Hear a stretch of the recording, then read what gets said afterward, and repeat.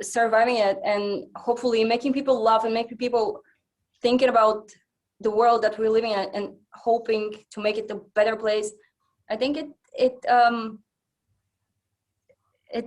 take place. I hope. I don't know. Thank you. Thank you. Andrew Freund from Dish Nation.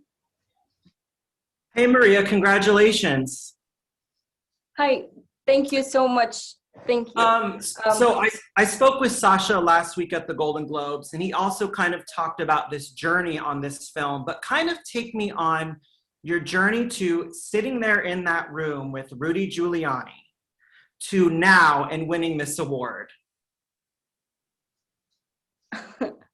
Yeah, it's a wild road. It's literally a wild road, and you never know where life probably might take you. I'm coming from the suburbs of Burgas. It's a city right next on the Black Coast, and I'm working on a project right now in England, finishing Borat a few months ago, which has been a life changer for me.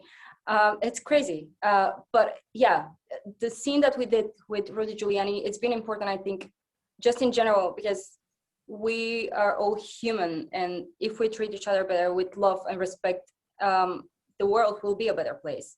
I hope, I believe that. And it's been nerve-wracking, it's been crazy, it's been like, I felt like my heart was racing so fast, and I was, what is going to happen? Is Sasha going to come in time? And he came and he saved the scene, saved the movie, saved me, saving the world every single day. And here I am now, and I cannot believe that this is happening. It's just the perfect example of you have to dream big, because things might happen. I don't know. It's just the beauty of the world. Congratulations. Thank you. All right. Jake Hamilton, coming to you. You have to unmute, Jake. So sorry. Congratulations, Maria.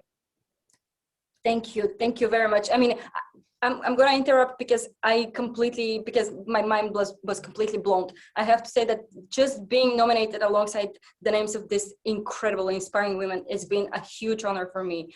Just being in the conversation of being nominated, it's been already an achievement, and I'm beyond grateful and happy being alongside people like Olivia Colman and Amanda Seyfried and Yoon Yeon Chun. I mean, they are amazing, and the rest of them, it's just, I'm really humbled and honored, and yeah, I'm sorry for this thing. No, it was an amazing category, and honestly, it was very well deserved. Your win. Sasha has said very adamantly that he's done playing Borat and that we will not see a Borat 3. But then again, for the last 15 years, we never thought we were going to see a Borat 2. So with that in mind, if down the road an idea pops up in his mind, would you be willing to come back and reprise this character for a Borat 3 if the right political moment happened that would make for a great story? I mean, I will always be there if Sasha wants me to be somewhere. He is my mentor. He is my teacher. He is my guardian angel. So every time when he calls me, I'm going to be right there in the next 5 minutes. I hope I'm not going to be in a different continent. So it's going to be able to happen. And of course, I love Tutu. Tutu is the love of my life. And she told me so many things that I would love to learn about her even more. Why not? I don't know. Honestly, I hope we get to see it. Seriously, congratulations. Thank you.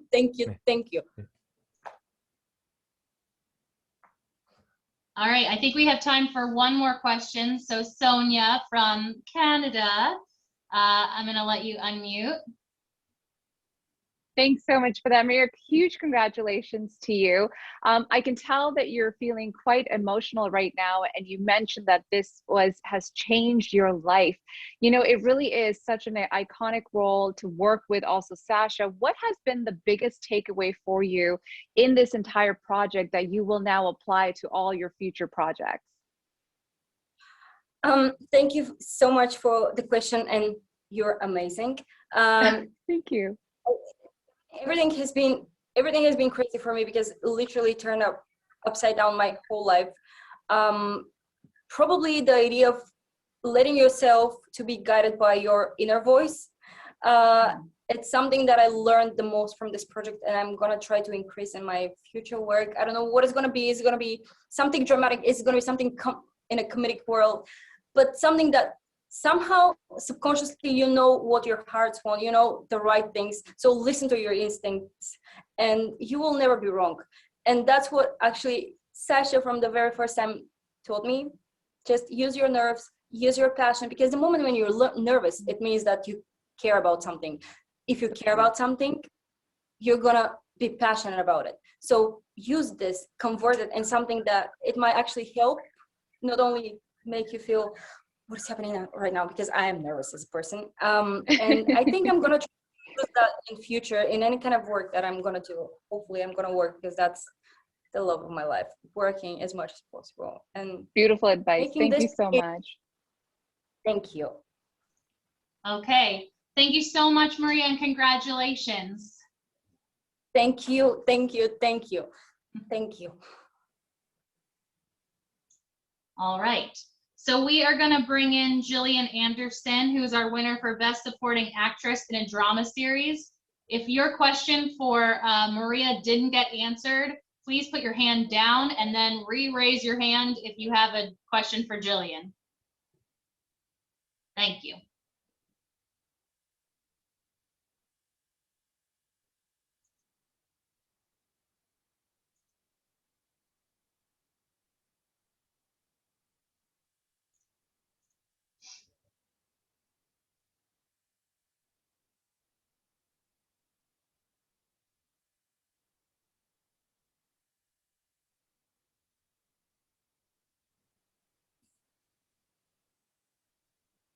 Great. Hi, Jillian. Hi again. Congratulations.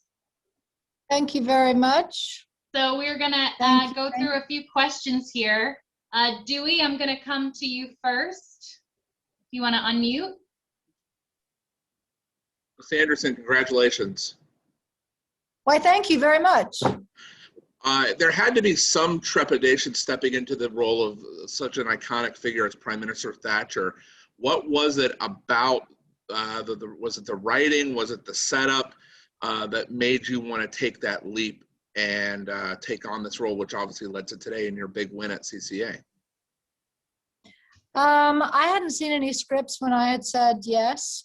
So it was just based on the reputation of The Crown and knowing the series and the kind of work that went on the series that helped me to make the decision. And also, I guess, you know, it's better to say yes to things if you think you might have a chance of being able to do it than not. And for whatever reason, I felt like I might know how to play her. I still don't quite know why, but yeah, so it was a mixture of those things. But I hadn't actually read a script,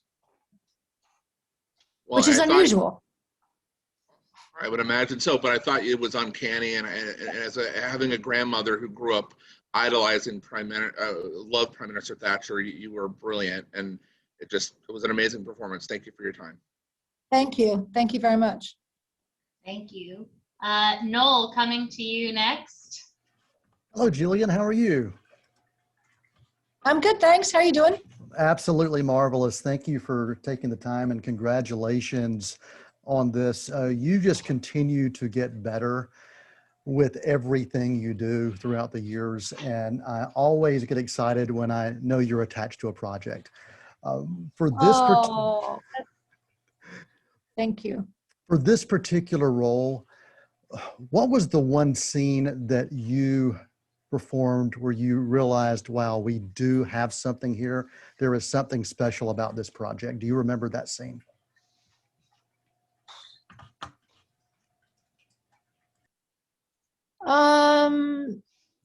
Gosh.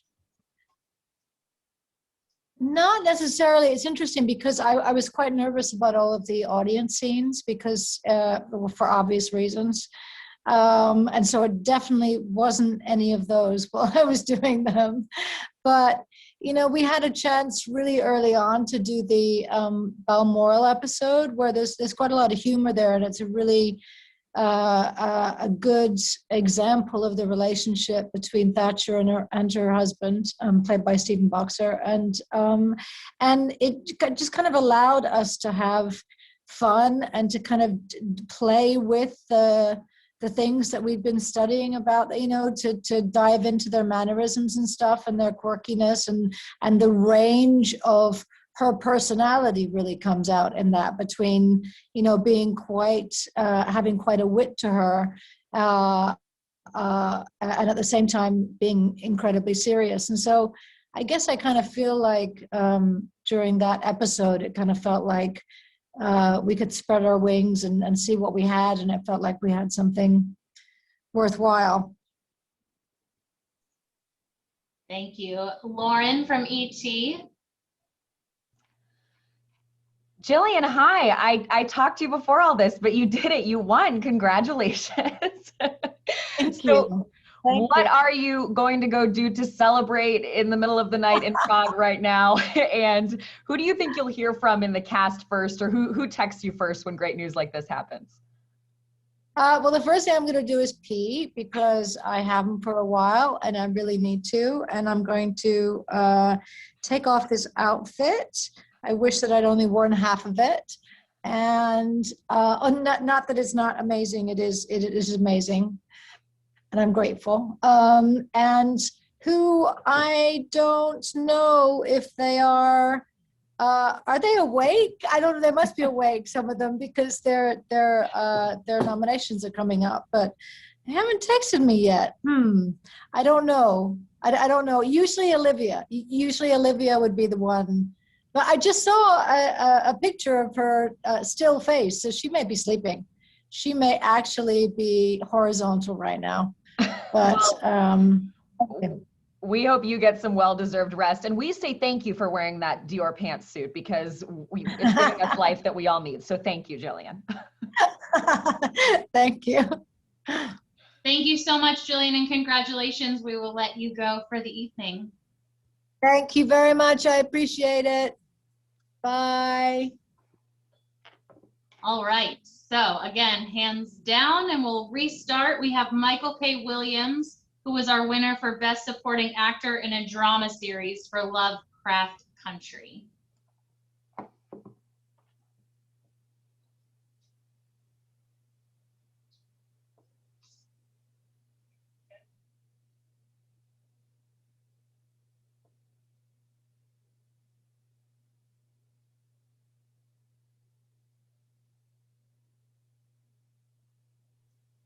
All right, Katya, I'm going to come to you first on this one.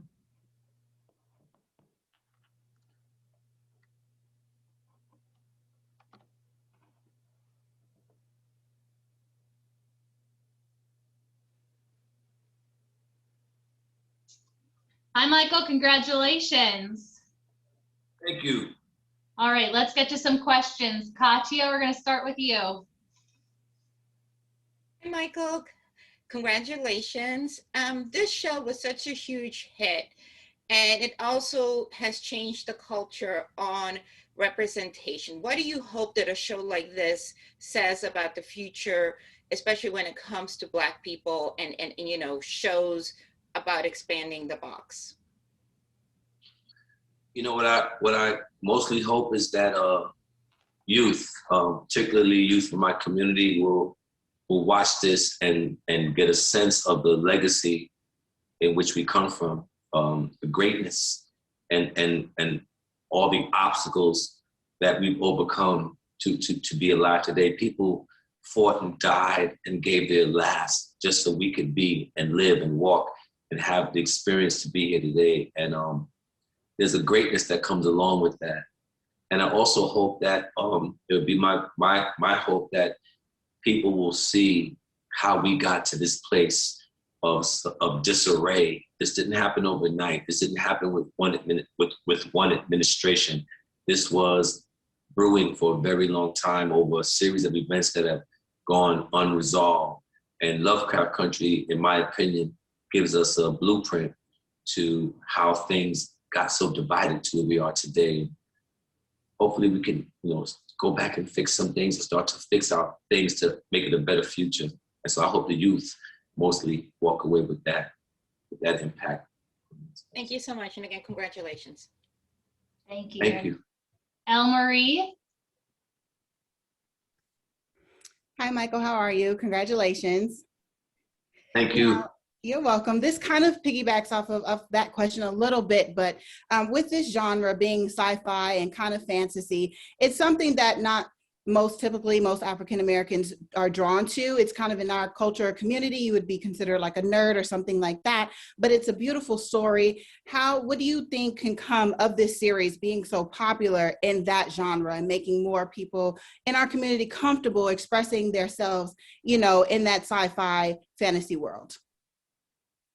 I think that the way that happens is by allowing us to see ourselves in these genres. All too often, it's just everyone looks the same in these types of storytelling. And the fact that, Misha Green and the producers at HBO and Monkey Paw and Bad Robot, they all got together and decided to tell this genre through the Black experience, I think is brilliant. And I'm hoping that it will expand more minds and open more people up to this type of storytelling. And and it's not just being about the horror genre, it's about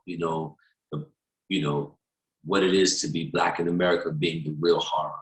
There's other ways of telling that type of truth, that type of storytelling as it pertains to this beautiful country that we live in. I hope that other people from other backgrounds will be drawn to tell their stories in these types of genres as well. Okay, thank you.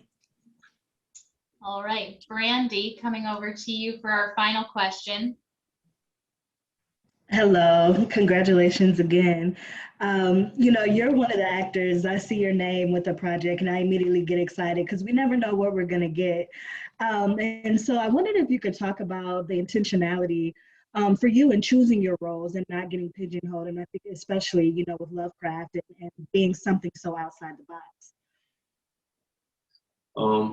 Thank you, by the way. But the truth of the matter is these characters choose me. I made a decision very early on in my career that the two things I will go for when I'm asked to do a role is I will look for the truth, and I will tell that truth with as much compassion and empathy as I can. And Lovecraft gave me a wonderful opportunity to do that with Montrose. Yeah. Thank you. Great. Thank you so much, Michael, and congratulations again. We appreciate you coming back. Thank you. You guys have a great evening. Thank you so much. You too. All right, hands down. And we are going to bring back Donald Sutherland, who won for Best Supporting Actor in a Limited Series or Movie Made for Television for The Undoing. So if you have questions for Donald Sutherland, please raise your hands.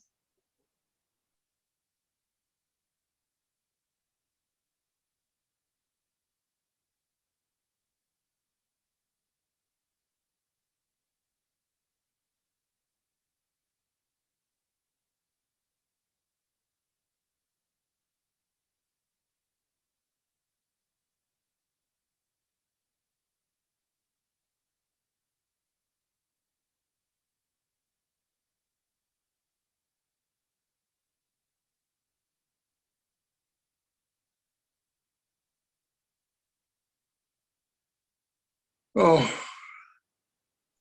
Hello, Mr. An aged Sutherland. You man. made it back to the press room. I've made it to the press room. Congratulations. I know we have a lot of people who want to ask some questions. So Sam, KTLA, I'm going to start with you first. I thought there were only 3 questions. It'll be about 3. There's a lot of people who want to talk to you, but we'll only call on about 3 of them. Okay. All right, Sam. All right, thank you. Donald, congratulations to you. Good for you. Thank you. Were you surprised that people were able and willing to keep the secret of this miniseries for so long? I don't think people have ever discussed, and we won't hear, what ultimately happened. Well, I have to be truthful. We didn't know. And I always suspected that it was me. Me too. That's the truth. And maybe it was me. Okay. Maybe. Well, did that answer the question? I don't. Well, I'm curious as to, be it you or whomever it was, the fact that it has not been widely disseminated, was that surprising to you? No. No. Should it have been? I don't know. No. I make a lot of it. Thanks, Sam. All right. Celeb Paige, coming to you guys. Congratulations, Sutherland. Thank you. I'm just curious, was there somebody in your life, maybe a friend or a grandchild, who kept trying to get spoiler information from you as the series was going on? No, and more than that, I didn't know. We didn't get the 6th script until just before we shot it. Seriously. So and then when I knew, the relief that it wasn't me was so great that I didn't want to say anything, except I guess I've just said something, haven't I? Oh, God. How are you? All right. Our last question, Paul, Thank coming you. to you.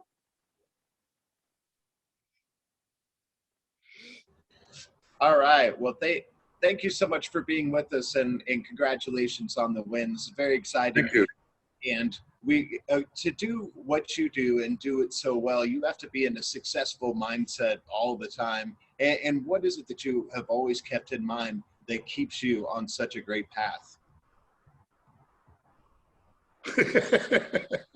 I have no idea how to answer that. I can only say that it sounds awful and really pretentious, but it's always been the pursuit of truthfulness, the truthfulness of the character and the joy in discovering that. That's been the great happiness of my life. Yeah, it's a great answer. I mean, the character in this was so beautifully written and directed. It was just, and to play with Nicole, I mean, I've been her father a couple of times, and I love it, and Hugh was fantastic. I had a lot of pleasure doing that, and I had a lot of pleasure saying David E. Kelly's lines. It's not often you get to call yourself a cocksucker. Absolutely. No, that's wonderful. Thank you so much, and congrats again. Okay, thank you very much. Thank you so much, Mr. Sutherland, and congratulations again. We appreciate your time. Thank you. Can I ask you to do me a favor? Sure. Okay, the young lady who presented it is Canadian. If you could tell her, can you see that? Mm-hmm. Tell her that's Canadian and that I'm Canadian, and give her a big kiss for me, please. Oh, we definitely will. We definitely will. It's a sweet connection. Thank you. Okay. Bye-bye. All right. Canadians for the win.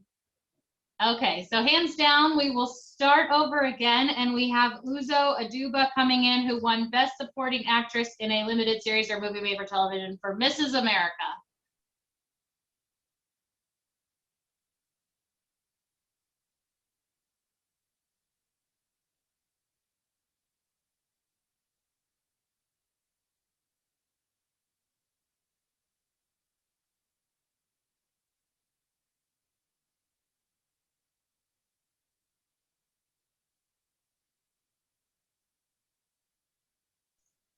And can I remind everyone to please add your outlet next to your name?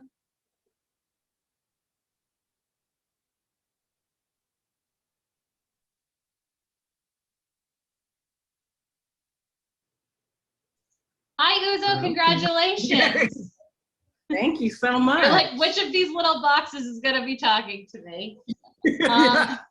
We are Turn the so volume back. excited for you. I know a lot of people have questions, so let's get them started. Cool. Jen, I'm coming to you first. Uzo, you're one of my Hi. favorites. Congratulations. Thank you, Jen. How are you? Thank you. Good, good. I just want to know what you're doing to celebrate tonight. I don't know, probably ordering some takeout and some sushi. And watching some Real Housewives. That is the only way to party. Congratulations. Yeah. Thank you. Thank you. Thank you. Oh, the All dog. right. Look at the dog.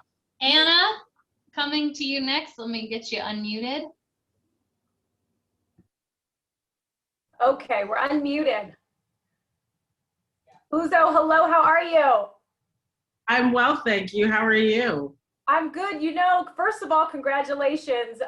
Earlier, I was stalking on your Instagram page and I saw all the jewels, the couture that we have going on. I just want to know, you're smiling big. How heavy are the pieces? How beautiful do you feel with all of these diamonds dripping right now? I feel really beautiful. You know, this is Neil Lane that has just like been so generous, and this is my favorite color, purple. A jumpsuit designed by Christian Siriano. My stylist Christina Ehrlich did such a beautiful job compiling this look and thinking it through. And yeah, I feel great. You have to do a little photo shoot after this, just solo. Oh, good idea. Good idea. Keep watching the IG. Congratulations. Congratulations. Thank you. Thank you very much. Thank you. Nikki, I'm coming over to you next. I'm gonna unmute you. Hi, congratulations. Hi, thank you. You play an incredible woman. So I just wanted to know what you loved about playing her. And also you said you watch Housewives. What's your favorite franchise? Okay, we'll start backwards. I watch all of them. I'm not embarrassed. At one point in my life, it was a guilty pleasure. There is no guilt now. Now I love Shirley Chisholm because of her strength. I think the possibility she inspired in so many women who came off to her, not just in politics, but in all areas of life, a can-do attitude and that anything is possible despite no existing template. You can be and do anything that you want to be in this life. Okay, thank you. Did we lose Anna? Okay. Thank you. All right, Tiara, I'm coming to you. I'm gonna unmute. Congratulations. Thank you so much. I love your purple, by the way. Thank you. You're welcome. So you got to play this. Oh, thank you. You got to play this historical figure. So within this role, what is something that influenced you and something that you will take with you on for the rest of your life? Great question. I was influenced by her power and her strength. And I think the thing that I will take with me always that I got most out of her story is believing in what you think is possible for yourself and being sure to live by the definition you have for yourself, not the definitions or limitations that others have for you. Thank you. All right, Thank I you. think we have time for one more question. So Tatiana, I'm coming to you. Hi, Uzo. Congratulations. I am such a fan of yours. Thank you, Tatiana. Thank you very much. And you look very beautiful. I would love to ask you, why is this so special to you to win this award during Women's History Month for this project in particular, Mrs. America? And for this woman, you know, it's amazing. You know, I feel grateful to be a part of it in this season when I'm sorry? Oh, I didn't say anything. Oh, yeah. Sorry, I could hear. I feel grateful to win it in this season because, you know, doing the show it was such an incredible experience with the remarkable cast who I'm so grateful to have been walk alongside, who were just telling these valiant, strong stories of this second wave feminism. So, what we're celebrating in this month really is exemplary of the walk and the doors that were opened by those women who championed our lives today. Whether we knew it or not, we're receiving the ripple effects of those action and those champions. And personally, also, Shirley Chisholm is one of those key women who was insisting on existing in a time when the world was telling her to stand back, stand behind. And I think it feels like, you make me really think about it today. I hadn't even made that connection, being in this incredible month that we're celebrating. Happy International Women's Month, everybody. To be reminded that we are here, I am here because of those women who made those incredible strides and efforts. So I just say thank you. Beautifully said. Congratulations again. Thank you. Thank you very Thanks, much. Uzo, so much, and congratulations. We appreciate you. Thank y'all. We will.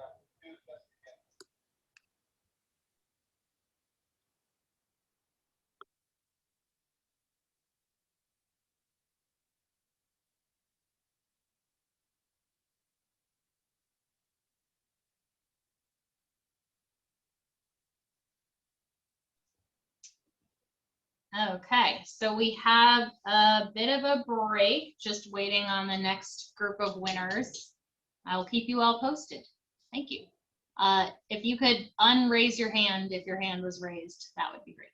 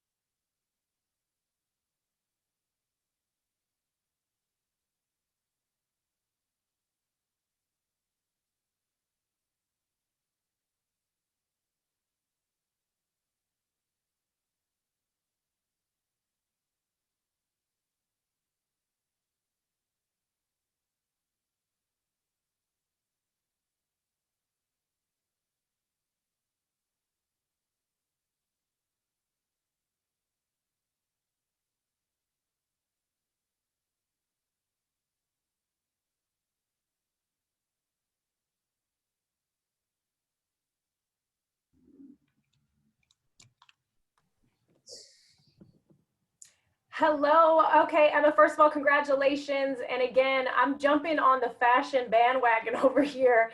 The photos that you've posted on your Instagram look amazing. Is it a heavy piece of dress that you're wearing right now? And are you just so proud that this is what you put on for tonight? It's not as heavy as you think. It's actually like quite a light velvet, but there are just these we're trying to work out what they are actually. Some people have been like, they look like ducks, or we're not quite sure, but it's pretty insane. I've got to thank my stylist and Harry and also Ryan. They we work really closely together to, come up with something interesting, and it feels good. Well, you look amazing, and it shows that it feels good. So congratulations tonight. Thank you. Thanks very much. Thanks. All right, thank you so much, Emma. Congratulations. We appreciate your time. Thanks. Thank you, Emma. Well done, Emma.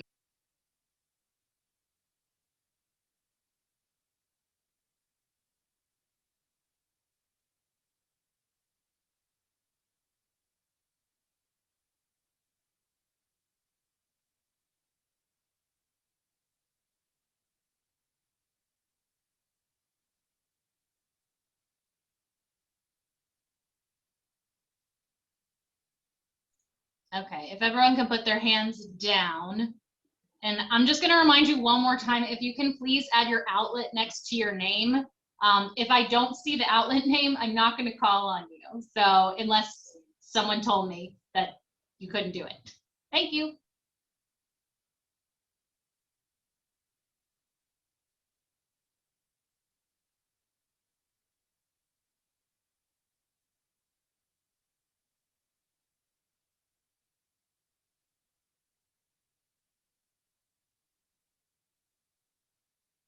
Hello, welcome to our virtual press room. Congratulations. Thank you. We will start with, get started with questions. So Sam, KTLA, I'm coming to you guys. To you. People have such great affection for this fantastic portrayal of Beth Harmon, and many feel that the story isn't over. Are there more Beth Harmon tales to be told? Goodness, it is obviously incredibly flattering that people want to spend more time with characters that we care so much about and that we poured so much love into. But we did intend it to be a limited series, and so we were all quite surprised when people started asking for season 2. That being said, never say never. All right, Sarah Adamson, coming over to you. Hello, Anna, and congratulations. I absolutely love this series. It's fantastic, and you are so wonderful in it.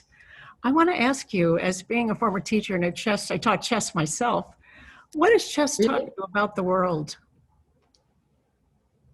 Oh, goodness, it's such a beautiful metaphor. I guess that you can have a plan, but you have to be able to adapt.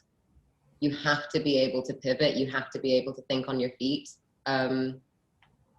That it's important to attack, but also to defend, and you have to learn when to do both. And you know that you need all the pieces on the board. It's not just the queen roaming around. You need every single one of them. So I would say those are a couple of the things that I learned from chess. Thank you so much for that. Of course.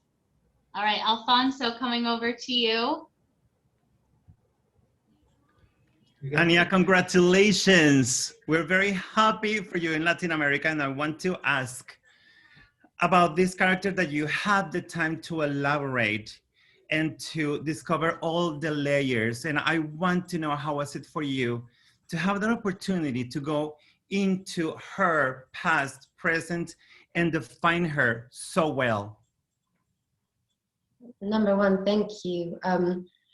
It was such a gift, and honestly, personally, if it had been a movie, it wouldn't have been enough time for me with Beth. I think if we had shot the film and it had ended, I would have been in a very strange mental place. I needed to know she was okay, and having the opportunity to spend 7 hours with her and 7 hours kind of just digging in, by the end of it, I was actually kind of ready, not to let her go, but I felt like I could. You know, I didn't feel this panic anymore. But I also think it's a wonderful opportunity as a performer for the enjoyment of an audience, because you understand her so much more, and it brings so much more weight to every moment because you understand what it means for her because you've seen it. You're not making assumptions based on anything. You've seen her and you've seen why she is the way she is. And so I think it adds a context to, if she's sitting down for a game with Borgov and you've seen her lose twice already, you understand the weight of that for the character. So I do think it helps you empathize in that way as an audience member. Muchas gracias y felicitaciones. Gracias. All right, Keith, I'm coming to you next. So Anya, first of all, you had an incredible career from the very beginning, and Split, which what was one of the first things that sparked you? What was one of the first movies or shows that really like made you go, okay, this is what I want to do? Oh, goodness. Well, number one, I want to say that I love your suit and tie. You're looking very dapper. Thank you. Goodness. You know, I think it might have been books, but the reality is where I grew up in Argentina, my parents had laser discs.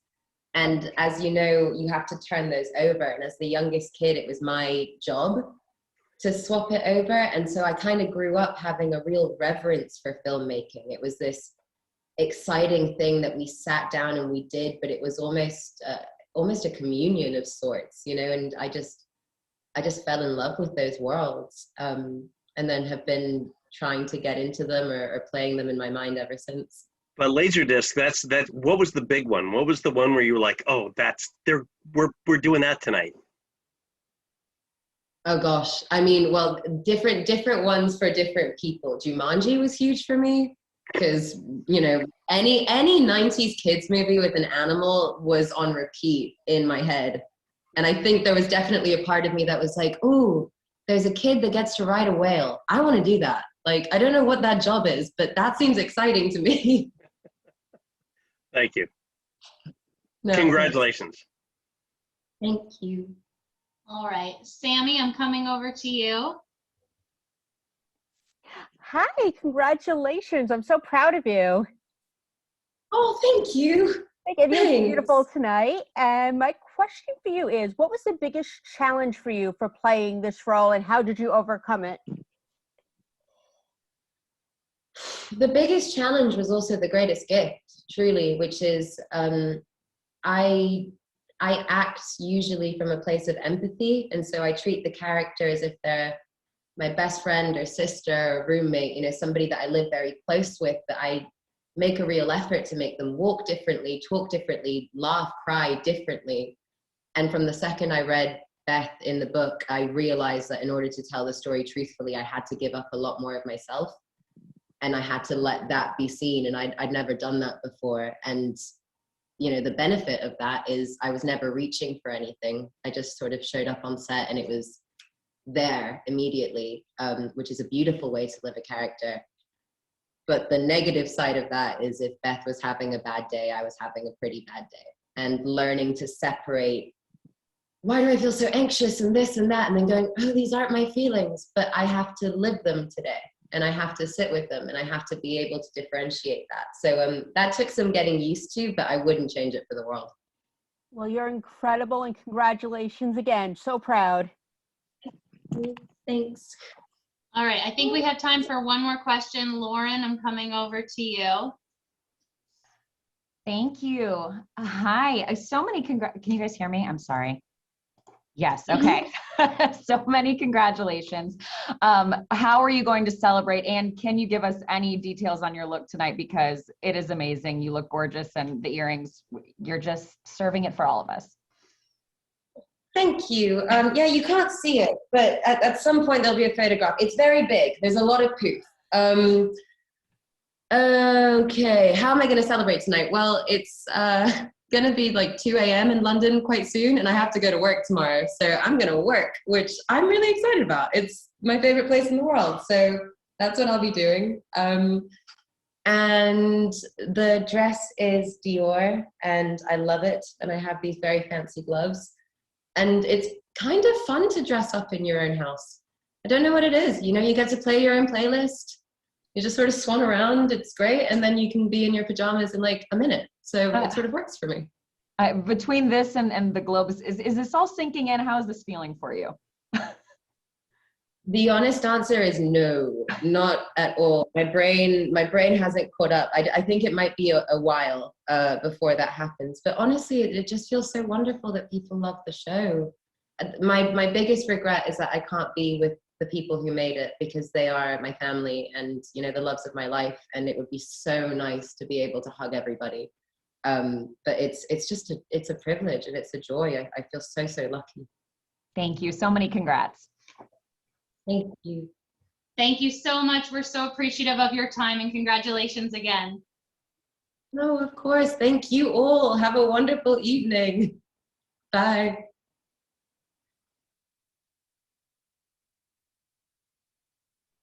Thank you. Hi, everybody. Everyone says hi. I'm going to start with some questions. We're going to start with ET Canada. So Morgan, I'm going to unmute you. Great. Hey, Andy, how are you? I'm doing really well. How are you? I'm good. Congratulations. You know, in this film, you're reliving the same day over and over again, basically how we've been spending the last year for a lot of us. So have you taken up any new passions, and what have you been doing during lockdown? Well, in the beginning, I think I was a lot more proactive, and, you know, my wife and I were like learning how to mix cocktails and cook and all this stuff. And since then, it's just like keep our daughter alive and entertained, and that's really like the only thing that's become not just the passion, but also the livelihood. It's every second of every day, it seems, but it's great. And what's the key thing of to keeping your daughter alive? Food is the main one. I mean, it's a trick question, right? You have to feed them, and then they have to get some sleep at some point. But other than that, you know, they're just going to do whatever they want. Awesome. Thanks so much. Congratulations. Thank you very much. Appreciate it. All right, Philippa, I'm coming to you next. Thank you so much. Congratulations, Andy. This is Thank amazing. you. And I also had a pandemic question, if you will, but I think what it is that this film, for me personally, and in reviewing the film, it provided so much comfort because it was kind of at the beginning of the pandemic, and we didn't know how films were going to evolve. And why can't I see this on the big screen? As it was such an incredible cast of characters, including J.K. Simmons and everyone involved. How did you guys deal with that? Wait a minute, we've done this film and now we're under lock and key. It was tricky. I mean, it's what everyone who put their movie out this year dealt with. I think for us, I always hesitate to say this because there was nothing good about the quarantine and the pandemic and everything, but I think in a lot of ways it helped people see our movie more because everyone was at home and because it went straight to streaming on Hulu, you know, in the States. And it came out at this moment really where movies just started deciding to come out again. So it was like Eurovision and Hamilton and Us and King of Staten Island and like, you know, the Charlize one on Netflix. It was like, we were like the first wave of like, let's see what happens when you put a movie out. And it turns out people were just sitting there waiting for new stuff. So I think in that way we got noticed a lot more than we might have, which was really incredible for the movie. And I think the themes that the movie explores really did resonate with people because they were quarantined, and that helped it resonate a little bit more too. Thank you so much. Sure, thank you. All right, Francisco, coming over to you. Yes. Hi. Sorry. Hi, Andy. First off, congratulations on your victory. Really happy about it. The Palm Springs, the new twist and the whole repeating the same day, the loop genre was awesome. So I wanted to ask you, when you sat down to develop the film, what were some of your inspirations regarding, you know, favorite movies on the whole repeating the same day loop genre? And secondly, would you be up for a sequel, maybe getting back into the loop? I'm always up for a sequel to anything. So you can just assume I'm up for a sequel. Anything I've ever done, I'll do a sequel if there's a script that's good. Am I going to write it? No, I don't know. But if Andy Ciara is like, I've got a great idea for a sequel, I'm there. You know, I mean, the obvious references is Groundhog Day. But, you know, when we first started working on this movie with Andy and Max, the only other one I was really aware of was Edge of Tomorrow, which I also loved. Like honestly, one of my favorite sci-fi movies, period. I just love that movie.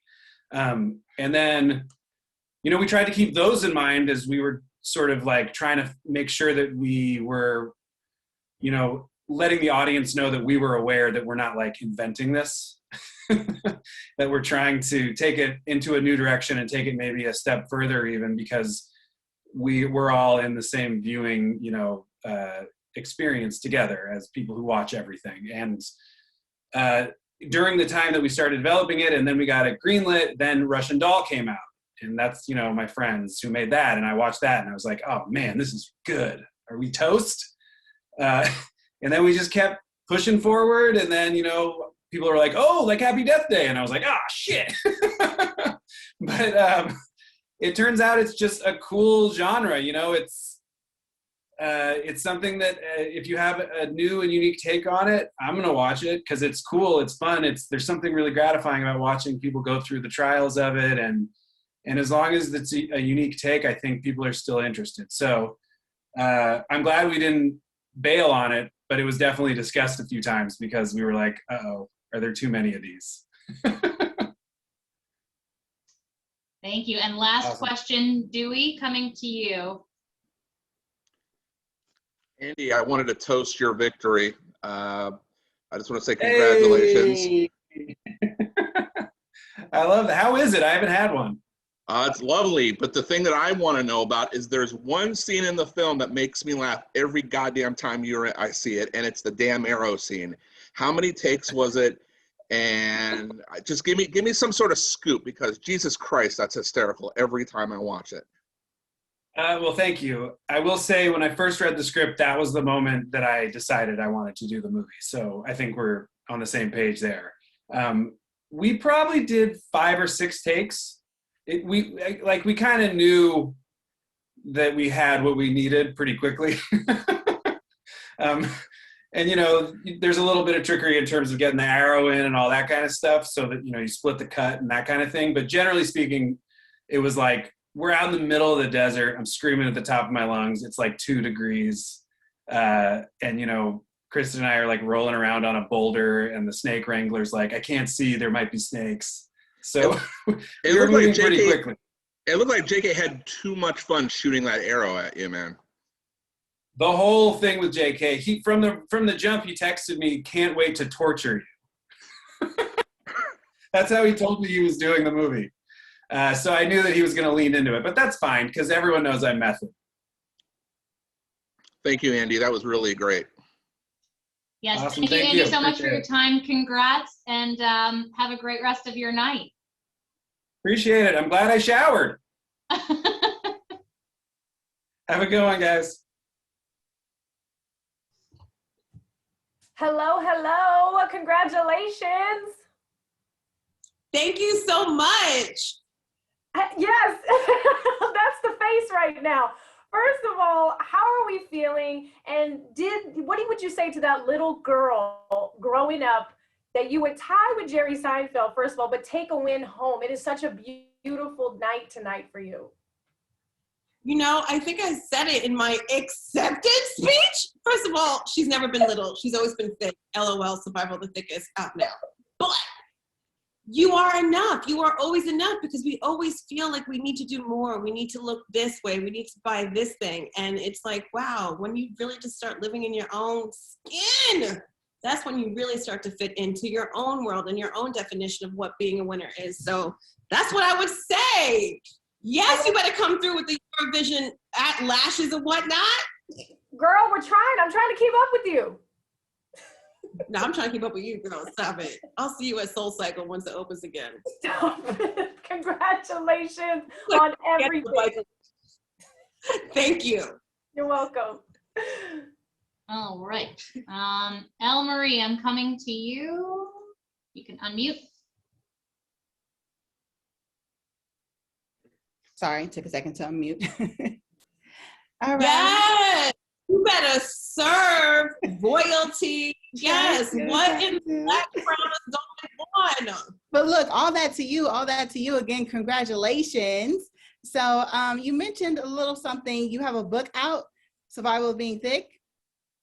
Yes. Okay, so tell me a little bit more about that and how it plays into your career.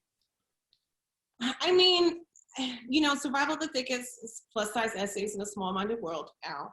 And they're really just kind of short stories of every journey of life as a young, thick, light-skinned Caribbean girl growing up in Jersey, trying to make her own way and realizing that you don't have to fit into a box, you could just be your own box. Mm-hmm. And so I feel like, you know, we all have a message, so why not share it? And especially now, because it's not like we can go to, you know, brunch with our girls and figure out our problems. So this is what it is. I'm so glad that it was released during the pandemic. Like, would I have loved a book tour and a whole tour after my Utopia special? Absolutely. But you know, the fact that I could still share my talents with people is everything. There we go. Thank you. Thank you. All right, Nikki, I'm coming over to you next. Hi, congratulations. I don't think that you were excited enough personally on your win. I think that you were a little, you know, I'm not sure how you felt about it. And do you feel like, you know, you tied? Like, I feel like, really, couldn't you have just inched over one more? And do you want to recount? No, no, this is not the election all over again, okay? I am not trying to find voter fraud anywhere. It is such, and I hate to say, you know, it's so cliche to say it's an honor, but it really is, because as a comedian, you do so many shows in so many rooms that no one's ever heard of, and you just hope the person in the back can hear you and appreciate you. So the fact that, you know, Netflix gave me a platform to share my stories, and then critics were saying, oh, this is good, everyone pay attention, is amazing. And then to tie with, first of all, I didn't even know there was a tie. We're all winners, but I didn't know there was a tie. Are you going to get super drunk tonight? Oh, I'm a mom of 2-year-old twins. That's every night. Perfect. I love it. Congratulations. Thank you. All right, KTLA. Here we go, unmute.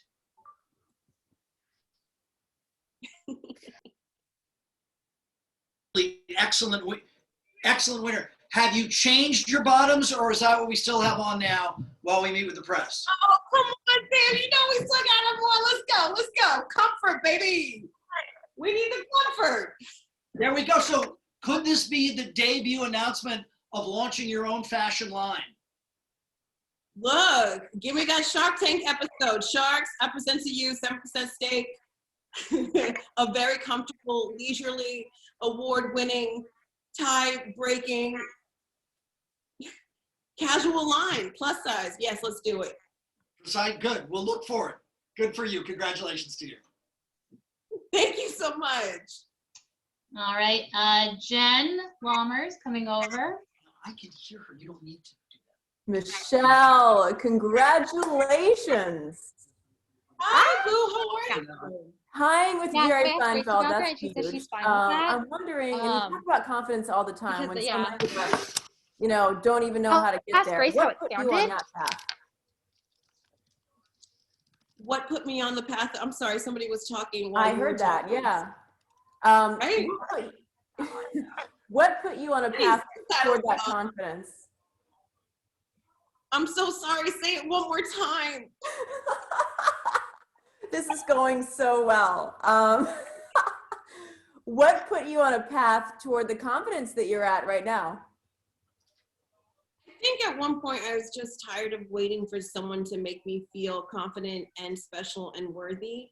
And I'm like, oh, it's really up to me. You know, it's sort of like, are you going to wait for someone to show up and clean your house? It's like, no, you have to get up and take responsibility for, you know, your own happiness and journey and your life. And so, you know, once I kind of found that part on stage, I'm like, everything sort of like fell into place. Like I met my husband and, you know, I started, you know, booking other things. And it's like, we aspire to always be someone who's, you know, who do you look up to? Who's your favorite this or favorite that? And it's just like, you should be your favorite. It should be you.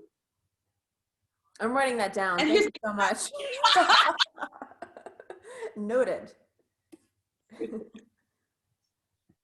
All right, thank you so much, Michelle, and congrats again. We're very, very excited. The special was phenomenal. Thank you. Drumstick emoji all the time.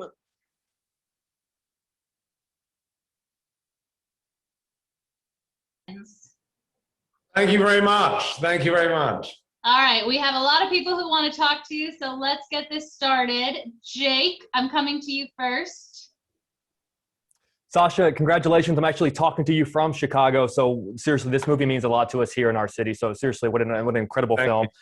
You know, a lot of people were talking about when the film came out, really how relevant the film feels, and it really feels like it could take place today. And you know, that's not really a thing that we want to say about a lot of the aspects that take place in that film. So I was wondering, do you look forward to, as incredible and masterful as this film is, do you look forward to the day when it's not really a relevant film anymore? I think an integral part of democracy is the need for peaceful protest. So as long as there'll be democracies, there's always going to be the need for the populace to be able to go out and disagree in a peaceful way. Fantastic. Well, I really hope you enjoyed your time. But obviously the police violence, the systemic racism, those are things that I desperately hope will not exist in the future. Of course. Well, I hope you enjoyed your time in our city, man. Oh, it was fantastic. And by the way, we had a lot of cops who actually played roles they were the children of cops who were there on the day. So it was a very powerful experience. Fantastic. Well, congratulations, sir. It was a pleasure to talk to you. Thank you. Thank you. Thank you. Jennifer Marin, I'm coming to you next. Hi, can you hear me? I can indeed. Hello, Sasha, and congratulations on this. You are channeling Abby Hoffman. I happen to have known him, actually. And you were quite stunning in the role, I'd have to say. I spoke with Aaron Sorkin the other day about dialogue. Some of the lines in this film that you had were just stunning. William Kunstler just showed up. The exchange that you had with Tom Hayden about getting him and having read everything. And were these lines, some of them yours? Were they all scripted? How did you dig into Abby in this way? Well, I pitched Aaron lines every night after researching as much as I could about Abby, going down to radio archives, getting any film footage of him, and reading everything he'd written. He was such an incredible writer, as you must have known. And Aaron very kindly responded to each email with, "Thank you very much, but the script is written." But this is all down to Aaron's brilliance. I mean, he said this wasn't a photograph but a painting, and Abby could have had his own biopic, as could many of the other characters in the movie, but it's really down to Aaron, who is our own Shakespeare of screenwriting, who managed to coalesce this into one beautiful, sumptuous feast that was really powerful. I agree. Thank you very much for your answer. And congratulations on this. Well, it's brilliant. Thank you so much. Thank you. All right, Keith, I'm coming over to you next. Maybe. Did he leave us? Bye, Keith. Oh, no, Keith is here. I'm back. So out of the historical record, what was the thing that you wish that had been included that was not? I don't think there was one, really. I mean, one thing that myself and Jeremy Strong really pushed for was a moment where Jerry Rubin and Abby wore the judge's clothes. Right. And, it was part of them mocking the whole judicial system, standing up to power. And Aaron, was brilliant at, developing the script. This is a script I fell in love with 13 years ago. And it kept on improving and getting more and more relevant. It was plenty relevant when we shot it in October in Chicago. And it became more and more relevant with the murder of George Floyd and obviously the Black Lives Matter protests. And it became even more relevant with the storming of the Capitol. Those people there were actually guilty of the crime that the Chicago 7 were accused of. Right. Crossing state lines to incite a riot. Thank you. All right. Thank Noel, you very much. Coming over to you. Hi, Sasha. I hope you're doing well. It's great to see you again. Thank you, man. Thank you. Good to see you. Beard is growing nicely. Thank you. Thank you very much. I tell you, being an ensemble film like this, There were so many great scenes, so many amazing actors and characters. Were there certain scenes that stood out to you as far as that chemistry that really clicked? And if so, what were those scenes? Well, it was a privilege being in this cast. I mean, these are some of the greatest actors in the world who are all drawn to this project because of the story and because of Aaron's writing. I mean, every day was a masterclass, letting go and being in the moment with your fellow actors. But really, there were certain scenes in that courtroom, because we had a gallery of hundreds of extras who were, playing the gallery in the actual courtroom. And we would often rehearse the scene and they would cheer and clap as if it was a Broadway show. Again, a lot of these actors are not only stars of screen, but also some of the greatest stage actors in the world. But, I learned so much from all of them, particularly Frank Langella, who allowed me to sit with him backstage every day. It was like attending the Langella School of Acting. And he was kind enough to share some of the stories of how he bedded various starlets over the years, which was fascinating in itself. The energy was just absolutely amazing, and you guys did an incredible job, so thank you so much. Well, these really are, some of the greatest in the world. Thank you. Sasha, we're so grateful for your time. Thank you so much, and congratulations again. Thanks a lot. Very happy about Maria Bakalova as well. It's great. Okay. All the best. Thank you. Bye. After you screamed his name. How did it feel? How are you and your bare feet and Jason in his hoodie all going to celebrate? And that's basically how we roll. Maybe that's why we come into each other's lives. Do you know what? I'll let you know, everyone that's here with me, it's just not been in my mind at all. Even talking to you now is all so ridiculously surreal. Just finding it hilarious. But it's just, oh my God, they just gave me a honey of a roll to go and play with, and I'd be insane if I didn't grab it with both hands. Hannah, it's here. You're real. Have you and Jason texted each other? I know. I kind of don't even want to get into what's going on there because I find it a bit overwhelming. Well, congrats. Thank you. Thank you. Ashley, coming over to you. Okay, great. Hannah, congratulations. I'm so excited. Thank you. Love the show so much. Yes, absolutely. And what I think is so interesting about this series in particular, Ted Lasso came at a time when people really needed something that was so comforting and so positive. How has that been for you to be a part of something like that really meant a lot to people and was necessary? Exactly. I think we're all so acutely aware what a privilege it's been to be in something that has made people feel better in a really horrific time. And that's what we all get from it all the time. Every single day, all of us get messages just saying thank you. And it's not just thank you for the funny. It's thank you for, I feel from them that it's thank you for making them feel included and making their sadness in this time or their loneliness relevant. And I think that's what struck us all so much. We had no idea this was going to be the massive hug that everyone needed. Who knew? I mean, it's just insane. Honestly, it really is. Yeah, but it's been wonderful. Thank you so much. Thank you. All right, Alfonso, coming over to you next.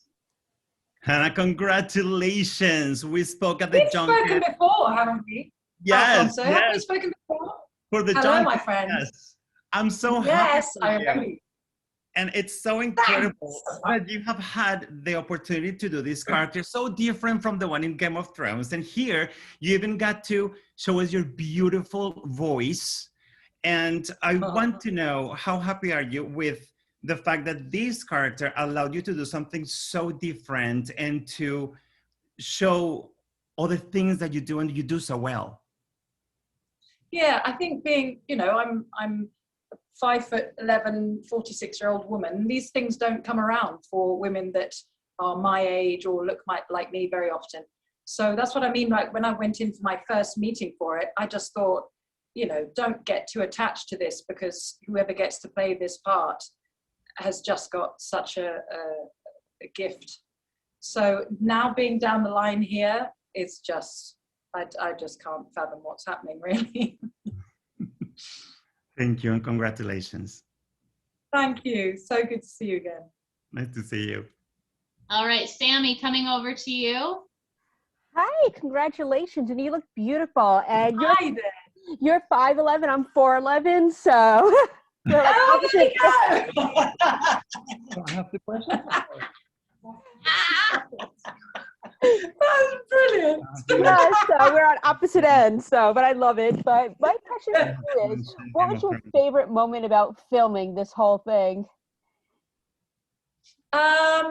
You know what? I have been such a fan of so many people, obviously Jason, but so many people in our show for so long that for a good long while, I'd say through to maybe X7 or 8, this is absolutely the God's honest truth.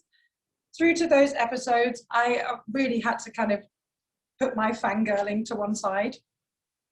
It's just like you won a competition to work with the caliber of people. And the best thing is they are all just the kind of people you'd want to go on holiday with. And I can't give them higher praise than that. We've just had such a good time together. And then to make it through to season 2 and know that season 3 is imminent. Honestly, we can't believe our luck, all of us. Incredible. Thank you and congratulations. Proud of you. Thank you, 4'11". Thank you. Love it. I love it. All right. James Desborough, coming over to you next. Hello, and many congratulations. Hello there. I don't know if you can hear me. Can you hear me? Yeah, I can hear you. I almost entirely can't see you. Oh, you gotta love technology.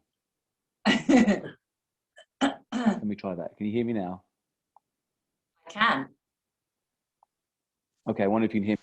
There we go. I'm so sorry. Many congratulations. That's I just wanted to pick up.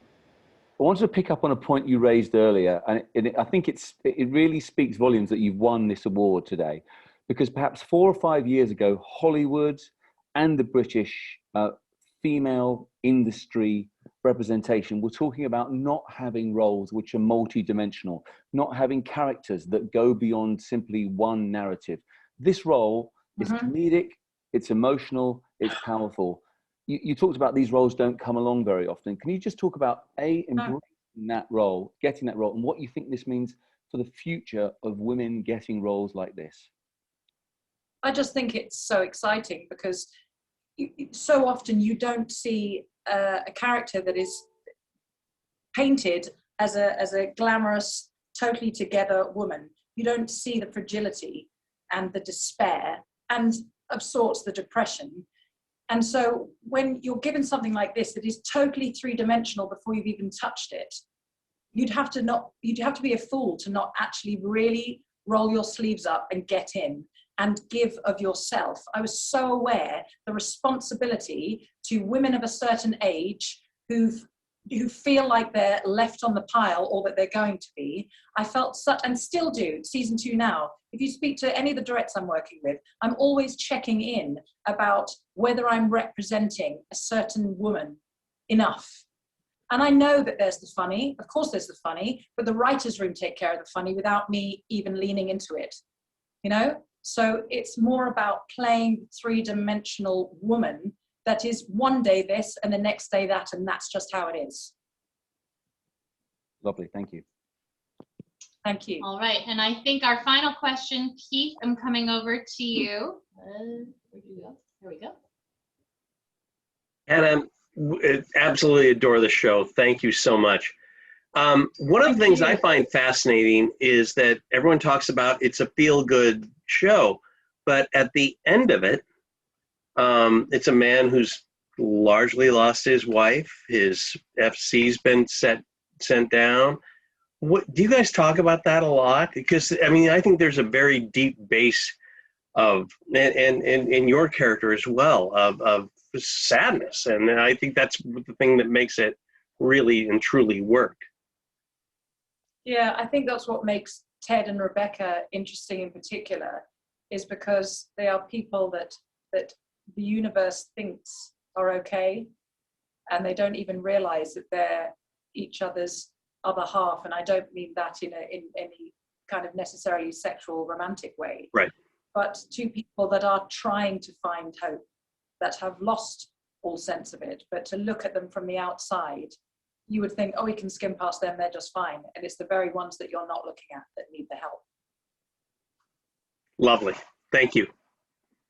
Thank you. Congratulations. Thank you so much, Hannah, and congratulations. We will let you go celebrate, as you very well deserve, and have a great rest of your night. Thank you. See you.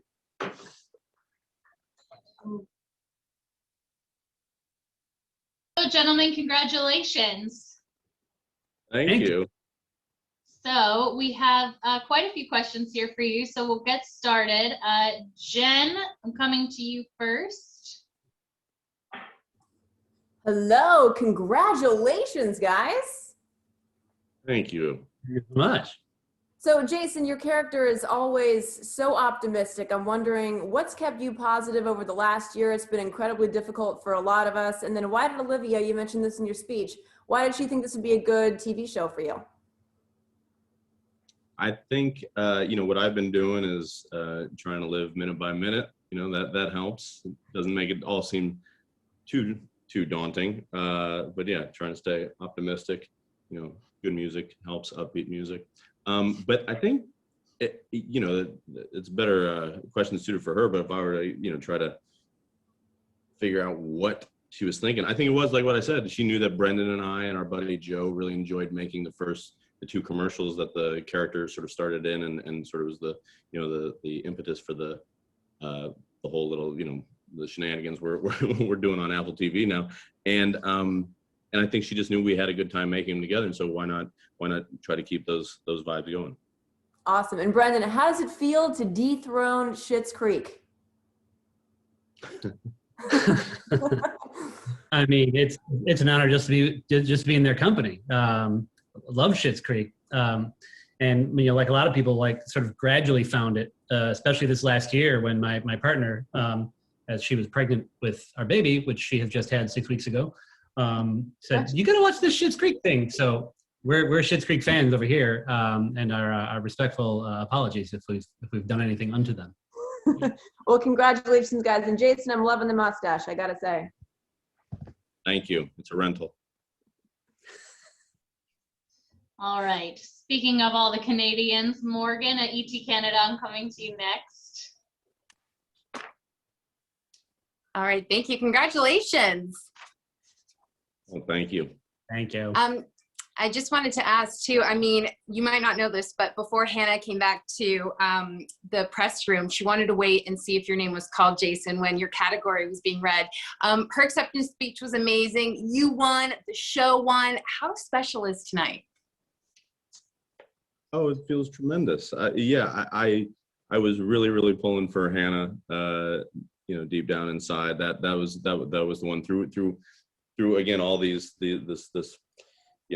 fun experience of people getting to see the show and respond to the show and how kind folks have been. It's really been that was a highlight, I know, for all of us, especially those of us that write on the show, because we take great pride in the character of Rebecca, and Hannah, from the audition on was just crushed it. So it's so great to see her get spotlighted for that, and then winning for the show is really neat, because it's there's a whole bunch of folks that go into this.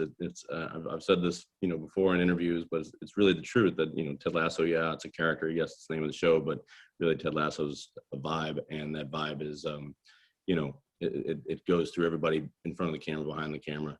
And so to have the Critics' Choice Association respond to, the whole jambalaya of what we all have been cooking up is really flattering. It's definitely my favorite show from the past year, so congratulations. Thank you. Thank you, Marin. All right, Danielle, coming over to you.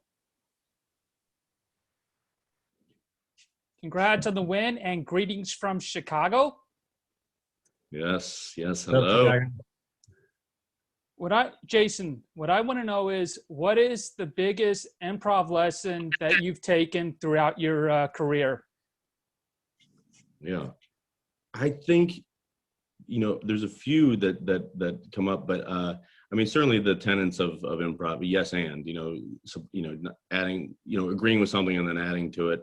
But then one that's come up a lot recently is one that I know, I remember Del Close saying, and although he may have, taken it from someone else, but it's to love, it's more important to love the art in yourself than yourself in the art.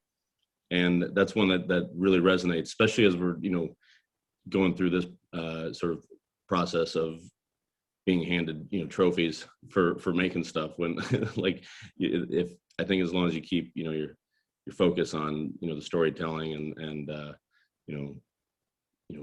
saying please and thank you while doing so, then, this is all gravy. All right. Thank you. And congrats again. Thank you. Nice to see you. Thank you. All right, we have time for one more question. Access, I'm coming over to you.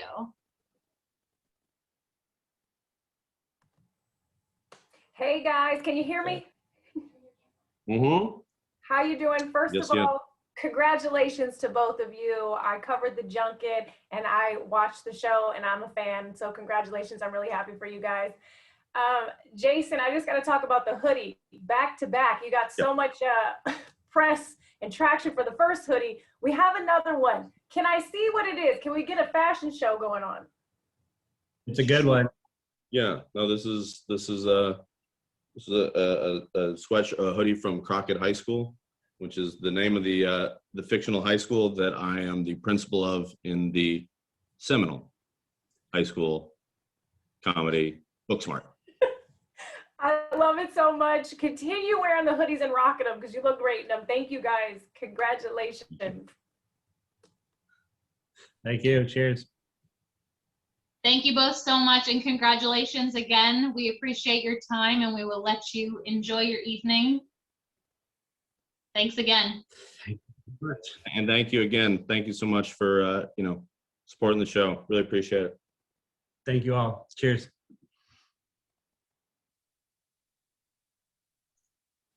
Hi, everyone. Can I ask you a quick question? Can you turn off the volume on the show, the main show? Here I was blaming you guys for that in my head.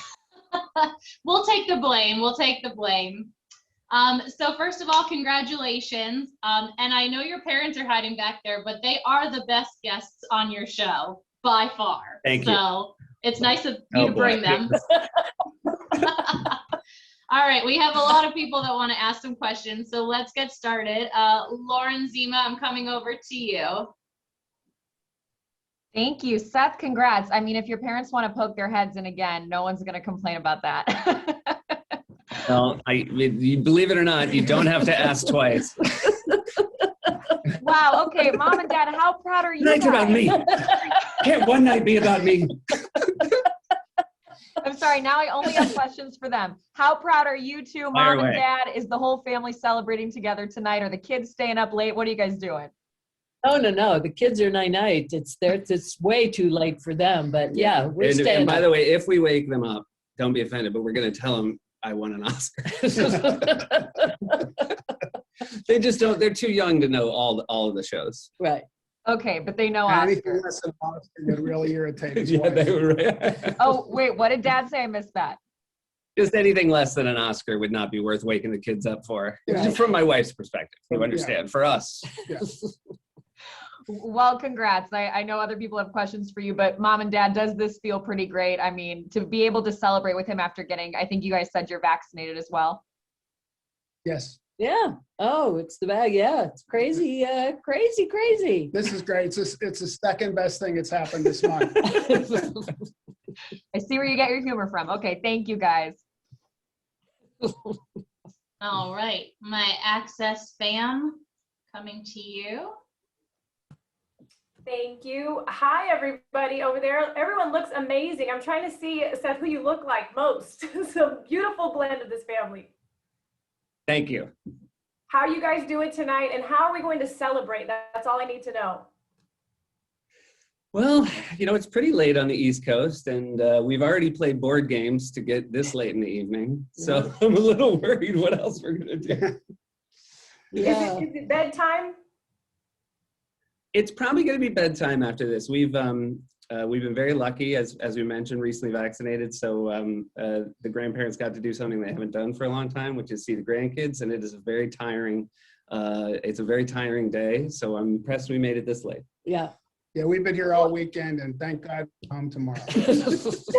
First thing in the morning. I hear you. I hear you. Well, you guys get some rest, enjoy family time, and thank you and congratulations. We didn't have gray hair when we got here. Oh, the hairs went gray already?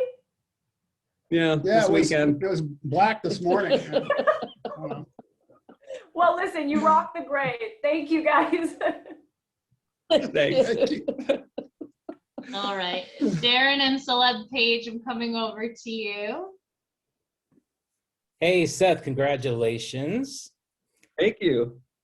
Sort of a quick two-part question. One, how fun is it seeing your old buddies Andy and Jason both win tonight? And in that same vein, with speaking of collaborators, how fun is it to see Amber Ruffin having the success that she is and getting her own show? Well, first of all, it's, that is such a special time in my life, that era of being at SNL with those guys who are still to this day as close friends as I have, and watching them not only win, but win for this incredible work that they did this year, both of them, is just a thrill. And I do believe that if I hadn't won, they would have lorded it over me. So this was a great relief. And then, just being having a seat on the Amber Ruffin train has been one of the most exciting things of the 7 years we've been doing late night. Not only is she an integral part to what we've done from day one, just to watch how she's launched a show without a live audience. It's hard enough to do it once you've already started your show with a live audience and have it taken away, but to start it and to figure out what works without that immediate feedback just speaks to the level of performer she is. She knows exactly what she's doing, and it's so rare to see. And I'm just so happy that people are coming around to how special she is. Great. KTLA, coming over to you. Go ahead. All right. Seth, congratulations to you. Based on their exemplary performance in the press room, any truth to the rumor that Peacock has booked your parents for their own show? They're trying. My parents, as usual, are driving an incredibly hard bargain on the contract. Yeah. Well, Mr. Myers, then what is your... We don't work cheap. No. So should you, the two of you, because there's two of you, should you make more than your son because there's just one of him? Yes. No. No. That's why it's not going to work out. That's not we're not going to get her. We don't agree on anything. That I think is the heart of the show.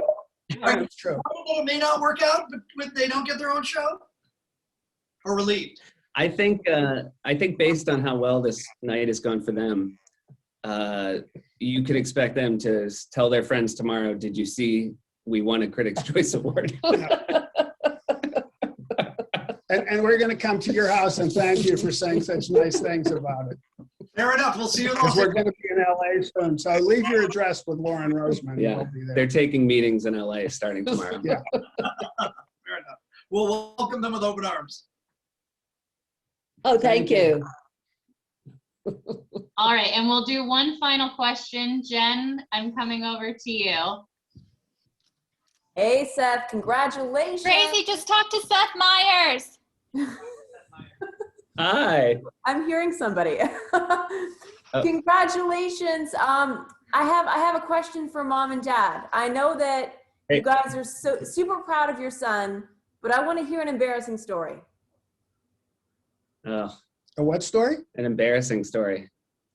I'm not going to give them the permission to do that. But I will tell you that I had to mute my microphone so many times while we were watching the show based on the things that my mother was saying. Me? I'm just going to say some of the Critics' Choice were not her choices.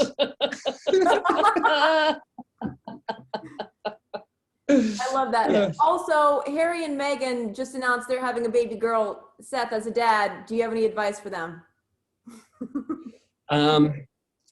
You let your kids tell you the kind of parent they need, and each one's going to need you to be a little bit different. They're the constant. You've got to be the variable. Very good. Congratulations. Thank you. Thank you. Thank you, and congrats to all three of you on your success tonight. And we look forward to your new show. We'll welcome you to Los Angeles. You can come anytime. Thanks, guys. Okay, we'll be there. Thank you, guys. Congratulations. Thank you. Thank you. So we have a couple people that want to ask some questions. So Sammy, I'm going to come over to you first. Hi, what an honor to speak with you both. Congratulations. Thank you. So tell me, what was your favorite part about making this short, and what was the biggest challenge of making it? I mean, for me, my favorite part about making it was really working with Ray. I mean, it's a very fine line. This is the third season that we've done of these training videos for Better Call Saul. And Better Call Saul is such an impeccably written and acted show. And to have these characters come over to this side of it and do these training videos, it's a very fine, it's a very small hole they're trying to, the needle they're trying to thread. And Ray just really, I feel like she really nailed it. She brought her character, but she also sort of brought that side of her character, which is like, how comfortable am I, doing these training videos in the character of Kim? So I think she really nailed it, and it was great collaborating with her. Ariel, do you have anything else to say about that? No, I mean, I absolutely agree. Yeah, Ray is just a phenomenal actress and collaborator and partner. And it was so much fun to make these videos with her, and to, it was a blast. Wonderful. Well, thank you so much. Congratulations again. Thanks. Thank you. All right, Nikki, I'm coming over to you.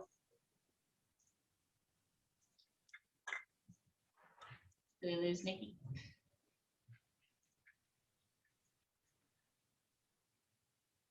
Okay, hold on one second.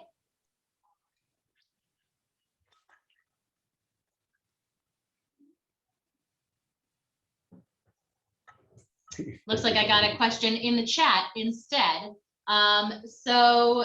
Wanting to know, what is the next project? What comes next? Another short or something else? Well, I know that AMC very much wants to do one last season of the shorts. There is one more season of Better Call Saul, and we're all incredibly excited for it. I think there is an obvious character to be in this final season. We'll see if it happens, but we don't know yet if it's definitely going to. But I know that Ariel and I are dying to make it happen. Great. And Ariel, anything to add to that? Nope. Dan, as usual, said it perfectly. Perfect. All right. Well, But also, congratulations. No, go for it. I was just going to say, kudos goes out to Ariel for these, because it's not easy, right? As difficult as it is, or as challenging as it is for the cast to sort of to move over to this side of it. These scripts are so good, and she does such a great job at finding ways to marry the topical aspects of each episode with sort of fun call outs, Easter eggs to previous episodes of Better Call Saul and Breaking Bad. That it's just so much fun for us to make this show, and I can't say enough like how lucky I feel to be able to work with the entire team at Better Call Saul, the talent and the producers and the writers and Peter and Melissa and all of them. It's been fantastic, and we have such great clients at AMC who really just let us go crazy. So we love it. And you know, we couldn't do any of it without you and your fabulous directing, Dan. You make the scripts 10,000 times better than they ever could be. So thank you for making them and making them look good. Well, thank you, and cheers to both of you. Congratulations again, and we really appreciate your time. Thank you. Thanks, everybody. Thank you. Bye. Okay. Hello, and congratulations to you both. Oh, thank you. Thank you so much. Gosh, All right, I'm so we truly have a few honored people and- that want to ask you some questions. Okay. Let's start here with Sarah Adamson, coming to you first. Hello and congratulations. Oh, thank Can you you so hear me much. Yes, can you hear me? That's what I'm more Yes. worried about. Absolutely. Okay. Yes, I Okay. enjoyed the movie Max so much. It was just so gorgeous. Cinematography, the production that you were involved with was so beautiful. I guess my question, when you're planning and designing that, because the film is shot in black and white, were there any scenes that you were thinking, oh, gee, I wish this would have been in color, or wish these colors would have been shown? Oh, actually, I didn't think that way because from the beginning, the whole mindset was to try to get into the world of black and white and live there. So I wasn't really thinking about, oh, I wish there was something that could be done in color. It didn't even cross my mind. We No. just kind of wanted to live in that world. Yes, agreed. Yeah, we really dove into that full force. Sure. No ruby red shoes, huh? That you needed to. No ruby red shoes, no. Red would turn black on us, so we had to avoid red. That's true. Thank you. Thank you. All right, David, coming to you next. Hi, congratulations. Oh, thank you so much. Thank you. Thank you. So my question is, I love the movie, of course, but when researching the history of someone like William Randolph Hearst or Marion Davies, and you look at their legendary parties, when you have to design that for a movie, are you ever worried too much when too much is too much for the screen, or if there's just too much you can get in to filming those sequences? I didn't really worry myself about it. I think when you go back and you look at the research, actually sort of the dinner party, especially the one where they were sort of all costumed, I have to give credit to Trish Somerville, who did costumes for us, because she really walked that fine line of having it be sort of kind of, Hollywood glamour and yet kind of theater of the absurd at the same time. And when you looked at the research photos from San Simeon, which we were able to access through the Academy of the actual parties they had, the outfits and the costumes were they were like bad Halloween costumes, It felt really, I think we kind of heightened it a bit, and I think it helped in so many ways, and I attributed that to David Fincher, who, by the way, I want to give David the most credit for my even being here. So he deserves it, his vision and his leadership. But in any sense, I hope that answered your question from my point of view. Jan? We tried to strike a balance between and hit what was really there, but we eliminated a few things like the ketchup and mustard bottles that Hearst always had on the table. Oh yeah, right. I forgot about that. We opted away from that. Yeah, he actually had Heinz ketchup bottles on the table. Yeah. It's kind So of we decided not to do that, but we did find the exact dinnerware, which we bought, one plate at a time on eBay, which was pretty insane. Wow. But Thank you. we did try to get it right, at least. Thank you. Thank you. Wonderful. Thank you both so much for your time, and congratulations again. Thank you so Thank much. you. Thank you. Very much. Okay. Bye-bye. Yeah. I'm from Below the Line, so we talked to a lot of editors, including yourself. We've talked to also before. I was curious. Obviously, this must have so much footage, both in the trial and all in the riots and all that stuff, in the protests. How much footage did you have? Were you cutting as it went along? How did you work with Aaron to kind of make sure you had everything he needed? Well, complicated question, but let me do my best.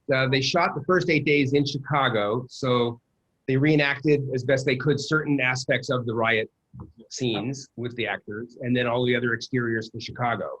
Then they went to New Jersey and shot the trial in a courtroom which was built in Paterson, New Jersey, in a church. So the courtroom obviously is the spine of the movie and the core. So from there we launch off into the riots and the recreation of those events. And it wasn't entirely planned that we would use stock footage, archival material, but that grew and developed as we went through the process of editing, and we knew it would help augment. And it was really a matter of just finding a balance of how much to hear in the courtroom and how much to show, which is always the challenge to show it and then hear about it. So we just worked back and forth to get what we felt was the right balance in not relying too much, too heavily on the archival. We didn't want to lean into it where we were trying to really recreate to a great extent in long, lengthy chunks what was happening, but we were using it in bits and fragments.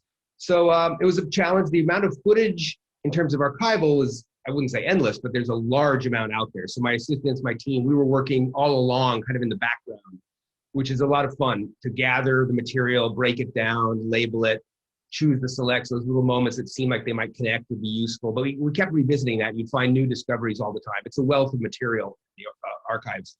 As far as the production, it's an average amount. There was a relatively short schedule for production. And I'd say it was a good amount of coverage. As an editor, I'm always asking for more, but we did have enough. We had plenty, and it was more or less right in the zone for an average of this size film. So I hope that gives you enough of scope on that question. All right, Philippa, I'm coming to you next. Good evening. How Hello? are you? Hi, can you hear me? Yes, hi, Felipe. I can hear you. Thanks. Great, nice to see you and congratulations. I think even from a news standpoint, thinking of it in terms of watching this trial scene, and what was so compelling in this film was the action reaction that only an editor can really capture, and what you were just saying with respect to having enough material, from going to Abby Hoffman, from going to Tom, from going to Bobby Seale and the judge, and it was boom, boom, boom. How were you able to balance that incredible timing? Well, it's something that I didn't think about in the moment as I was doing it, but when we stand back and analyze it, it really came about because there are only a couple people talking at once. Usually it was William Kunstler, Mark Rylance, and the judge arguing, or Bobby Seale and the judge, or somebody, one person on the witness stand. So as you said, much of the film, most of those moments are reactions. It's built in hearing what's being said, but finding a way to draw you in, draw the viewer, the audience in by feeling what other people are feeling. What are they thinking? And it can be a silent look, just a moment of somebody reacting to what's being said. And it gives you an insight and a perspective and a depth. And it's all about the texture of hearing somebody speak and then paying it off by the reactions. So I feel like we just try to balance it. And with Aaron's dialogue, sometimes it's very, very fast paced. So you're going back and forth between two characters quickly. And once you've got that going, you're free to then open up and cut away and be on somebody else because you've established the dynamic of what's happening. So I think it's also the moments of silence and the slower moments that are key for those reactions, because when you can linger and just let something land and be on somebody, when William Kunstler is arguing his point and he's failing in convincing the judge, his deflated dejection of just walking back to his seat and sitting down and then paying that off by seeing different people react. I mean, everybody gave great reactions. The actors talked about that. It was a masterclass for them, they said, in acting, because some days one person would be on the stand and they'd be filming all day long and none of the other actors would speak. So we did have those reactions because they were all in the zone. They were all committed to being present, as good actors are, and always giving you that reaction that you need or you want to find. So that's what I had to work with, and I was very, very lucky. That's great. Thank you so much, and congratulations again. We really appreciate your time. Thank you, everybody. I'm very excited. It's quite an honor, and I'm very pleased to share this with Mikkel. It's an honor to share it with Sound of Metal, which I thought was fantastic, and would have been happy to share it with all of the nominees. Great work from everybody. So thank you very much. I'm very happy. Thanks. Bye-bye. Congratulations, Hello, y'all. and congratulations What to a- all of you. What a blessing. Thank you. So we have some people that would love to ask you some questions, so we'll get started. Katya, coming over to you. Oh, Jamika, come back on screen. Hi. I'm sorry, here I am. Hi, congratulations, guys. Talk a little bit about, because I believe Viola said that she wanted to use authentic materials, and back then they used horsehair to make wigs. Talk about that process and keeping it together, because this takes place in heat, and humidity is not always a friend when it comes to hairstyles. It's funny that you brought that up, because one thing about the horsehair that Jamika pointed out while we were filming. So I built the wig, but of course it was like, listen, I have no idea what this is going to do, because I've never worked with horsehair before. And when the horse mane arrived, it was covered in manure and lice eggs. So that was a disaster. So it was like, I didn't know if the thing was going to hold curl or anything. And I ended up boiling it just to clean it. And through that process, I realized that it softened it. So I used that process to set the wig. And when Jamika put the wig on her, it was 100% humidity that night, because it had rained the night before. We were outside in the hot heat. And Jamika was like, this thing is holding up. And we realized that that's why Marin wore these horsehair wigs, because it was like a synthetic wig. Horsehair actually maintains its own set, like it stays. So it was a miracle. It actually helped us out. No, you did that. It looked amazing. Again, congratulations, guys. Thank you. Thank you. Tatiana, coming over to you. Hi, I just want to say congratulations. The film is amazing and the looks in the film are amazing. My question to you, I would love to know how hands-on the cast was, particularly Viola, with choosing and creating the looks for the film. In terms of makeup, basically I have my own design, my own ideas, but the way that Viola was actually crucial for me, was in just pushing me to go further and go further. And so it was a collaboration in that she released me from any hold that I might have had, self-imposed, and she just set me free. She set me free, and to create in a way that I've never been able to do before. Yeah. Awesome. Thank you so much. Thank you. All right, and our last question, Sarah, coming over to you. Yes, hello, and congratulations. Oh my goodness, what a beautiful film. You have totally transformed Viola. I mean, there were times I was just like mesmerized watching her. She just was like, oh my God, it was just such a wonderful character, and thank you for what you did to make this character just come to life. I guess thinking about it, you're so welcome. Thank you. I always love the costume design. It's kind of my area. I do love it. What, first of all, how long did Viola need to be in costuming and makeup to be transformed into this character? And can you tell me a little bit about those gold teeth? There's Joe. So at the beginning, the makeup was taking about 45 minutes or so. I think I worked it down to 30 minutes, like sort of, after the first week or so. The gold teeth, we were trying to be as authentic to the real Marin as possible.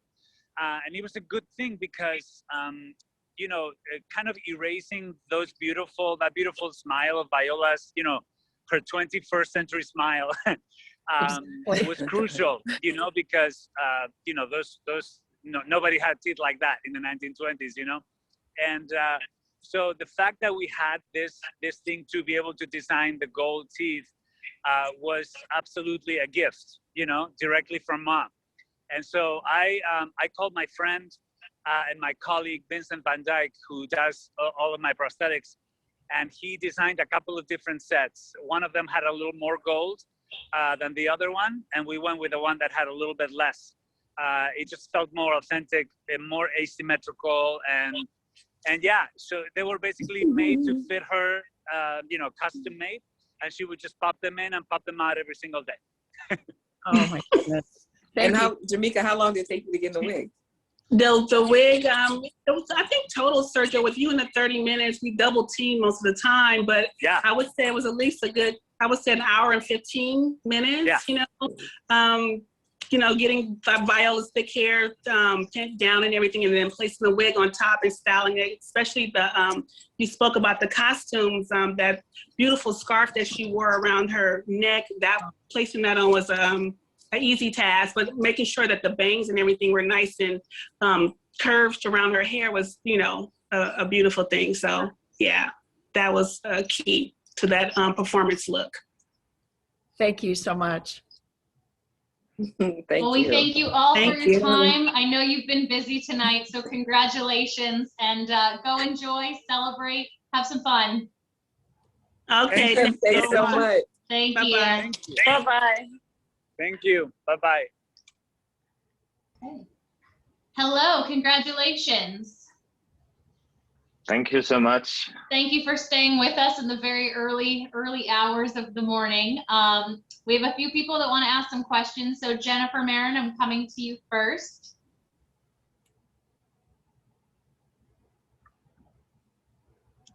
Can you hear me now? Absolutely. Can you hear me? Oh, great. So yeah, there's a huge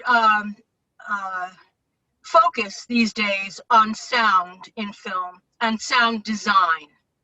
And in this particular film, that design came about not hearing and not non-sound. Can you speak about how that impacted your work on the film and how you've dealt with that as a possible, possibly different issue in your work?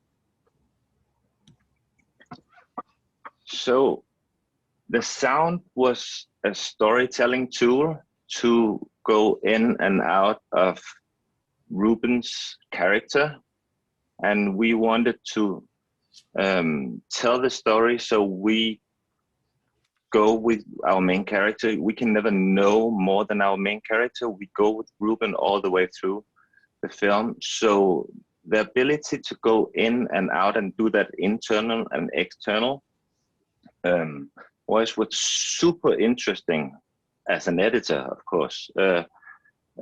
I worked very closely with Darius, obviously, the director, who was I'm so grateful that he brought me on board, and because I could use all the tools that I've learned throughout the past 25 years of editing, and you fill your toolbox with these ideas of how to go in and out. And then with Nicholas, who's the sound designer, we created this idea that you would somehow follow your main character up to the midpoint where there's a slide scene, if you've seen the film, and from there on, your main character knows more than you. He knows sign language, and you're left behind. And that was just so incredibly fun, and for me as an editor to work with. Thank you very much. It's a really great answer. Thank you. And Sammy, coming over to you. Hi, how are you? Congratulations. Very, very proud of you. Well, I am so, I'm just super grateful. I didn't expect this at all. No, but I did. So what was going through your mind when they announced you won? I thought it was a mistake. I mean, I'm in Copenhagen. It's 4 o'clock. My kids are asleep. So I had to be a little quiet, but I was in the room with the others from the team, and I'm just so really, really grateful that someone acknowledged it, because it's been a passion project from the start for everyone involved. It's been such a journey, and this just tops everything. I mean, I didn't expect at all. I was just really, really happy just to be nominated. So thank you for everyone. Thank you. Congratulations again. Proud of you. Thank you. Thank you so much. Thank you so much. Congratulations again. We appreciate your time, and go, I don't know, enjoy the evening or go to sleep, whatever it is you're going to do to celebrate. Well, it's 4 o'clock in Copenhagen, so I'll celebrate by sleeping 2 hours before my kids wake up. Perfect. Well, we'll let Thank you you get so to that. much. Thank you. Thank you so much. Bye-bye. Yes, KTLA. the little boy from Minari's right behind me. He's powering up on Mountain Dew, getting ready for you guys. It's way past his bedtime, so we gotta get this in. I saw that. All right, let's get to it. KTLA, coming to you guys first.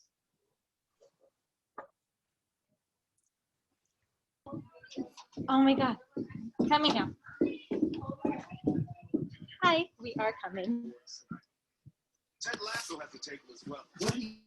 Just ready? It's gonna be like live on air. KTLA? Hey, Leslie, it's Sam Rubin. Congratulations to you. We had a good feeling that this would be a good night for you. It has turned out to be that way. Do you think the Celine collar brought you good luck? I think you brought me good luck. You're my good luck charm. I got to talk to you before every award show from now on.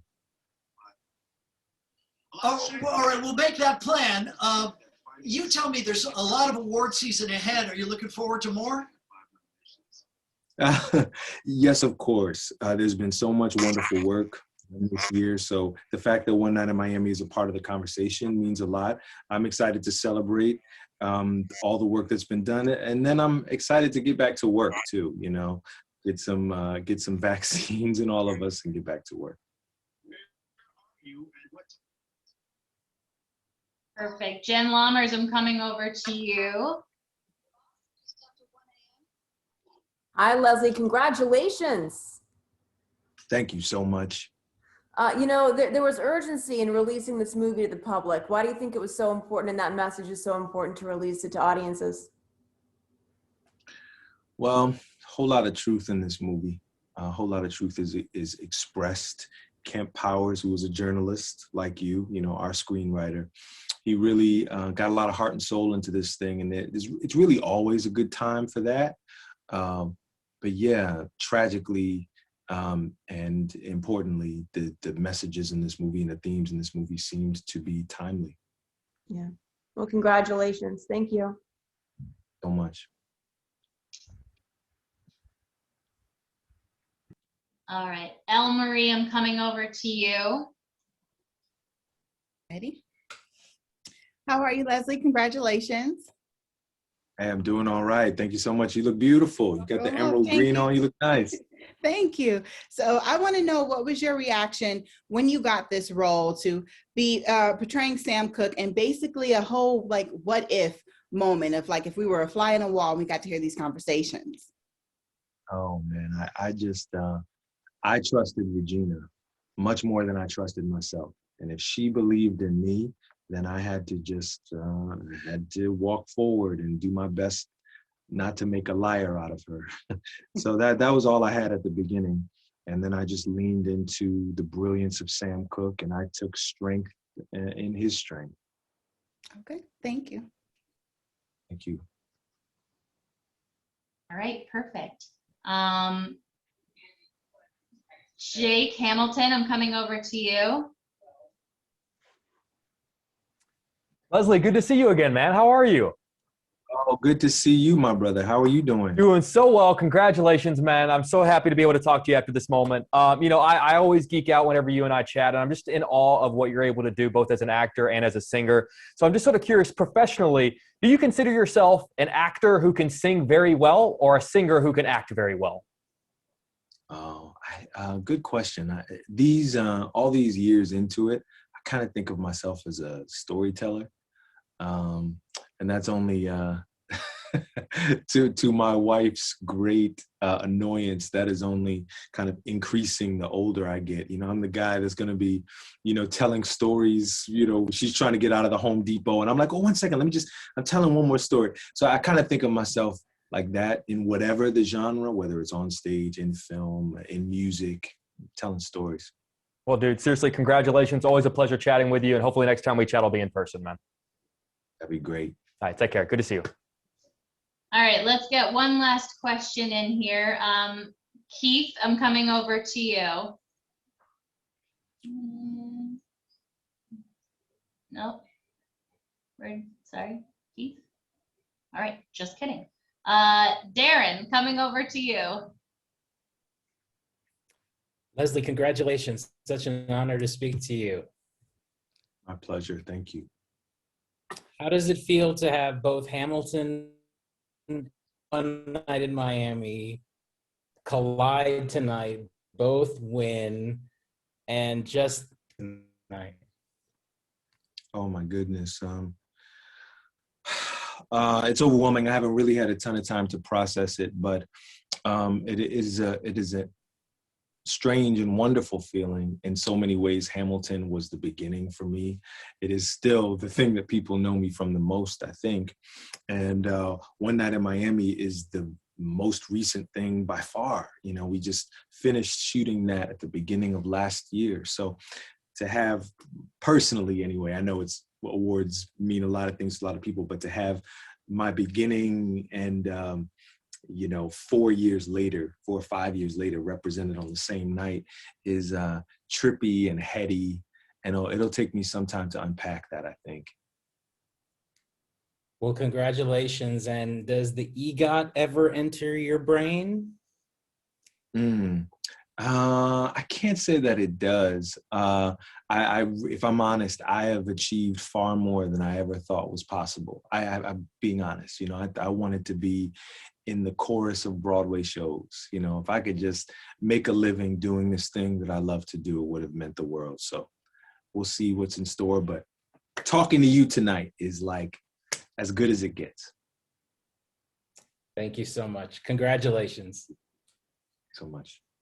Thank you, Leslie, so much. Congratulations again. We appreciate your time. Go celebrate. You guys are great. All right. Thank you. Yeah, Sonia, coming over to you. Thanks so much. Hi, Alan. Huge congratulations to you. I have to say, your acceptance speech, I had to fix my makeup because it just broke me. You were so emotional. So many people are raving about your performance. First of all, what brought those tears? Like, you were so emotional. So tell me about why you were crying so much, and what was the most memorable moment for you doing this film? Well, I'm not sure if I actually have a reason why I cried. I just did. But the memories are about the film, I guess probably when I gave Pete to the grandma. It was super funny, and I really can't stop remembering funny things. Yes. So yeah. So there were definitely tears, obviously, of a lot of joy. You were really, really overwhelmed. Mm-hmm. Yeah. Thank you, Alan. Congratulations. Yeah. All right, Tiffany, coming over to you. Okay. Hello, Alan. Congratulations on your big win tonight. So what does this award mean to you? Sorry, I didn't catch that exactly. What does this award mean to you? Oh, well, I guess it means a lot because, well, it's like my second award, I think. That's Was it my second? Oh, wait, no, it was my first. Oh my gosh. That is so crazy. It is such a big night for you. But also, rumor has it that you are also a purple belt in Taekwondo. Is that true? Yes.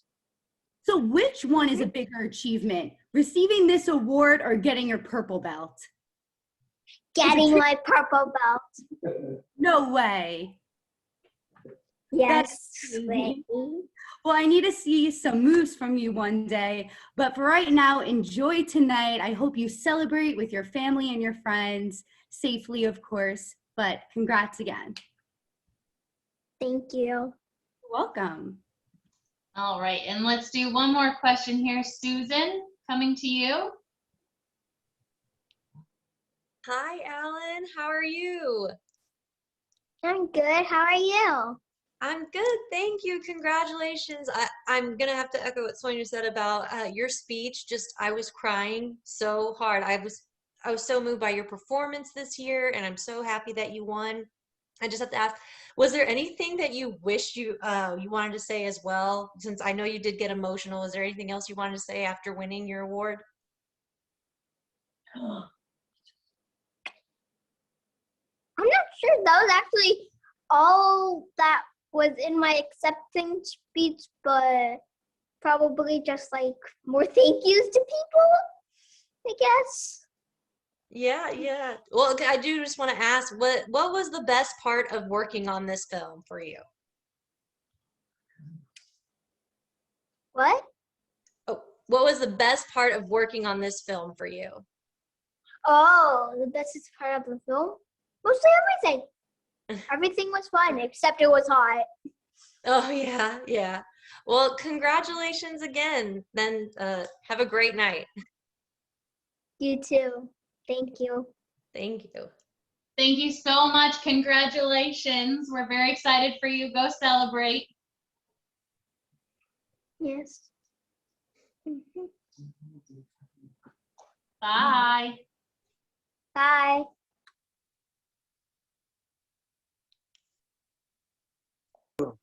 All right, we have a couple of people here that want to talk to you. So Noel, I'm going to come over to you first for a question. All right. Hi, Sam. How are you? Hey, I'm doing good. Hey, Noel. Hey, congratulations. I tell you, what an amazing song, an amazing film as well. I really thought that this song spoke. It truly did speak in so many ways. I'd love to hear about your collaboration and how that songwriting partnership worked on this particular film. Yeah, well, we had to do it remotely. We had to do it via FaceTime.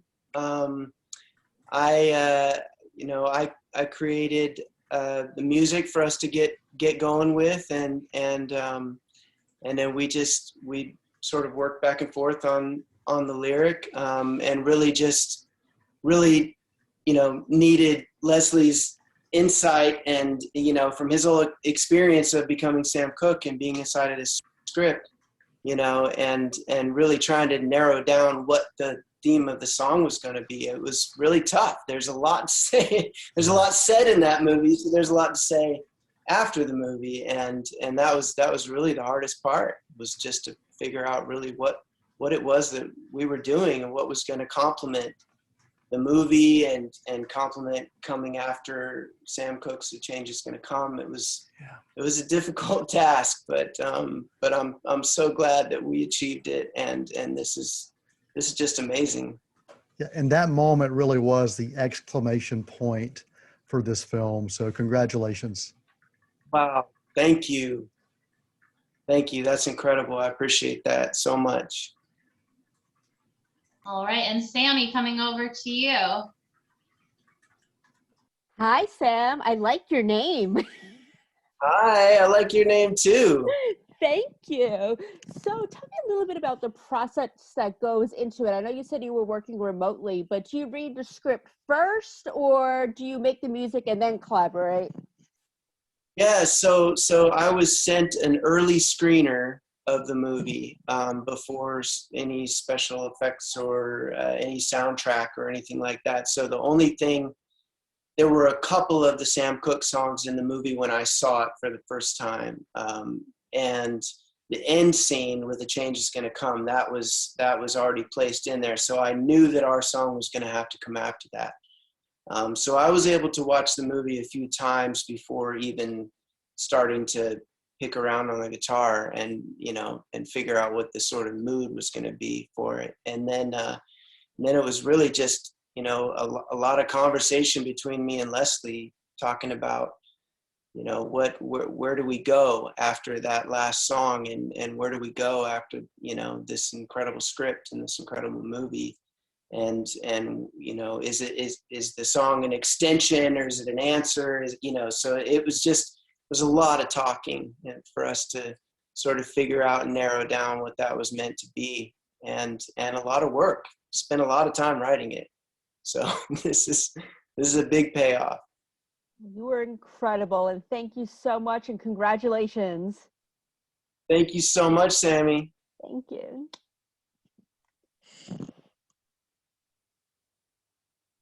All right, great. Thank you so much. We're so glad that you were able to come back and join us, and congratulations again. We'll let you go celebrate. Yeah. All right, y'all. Thank you so much. Thank you. Take care.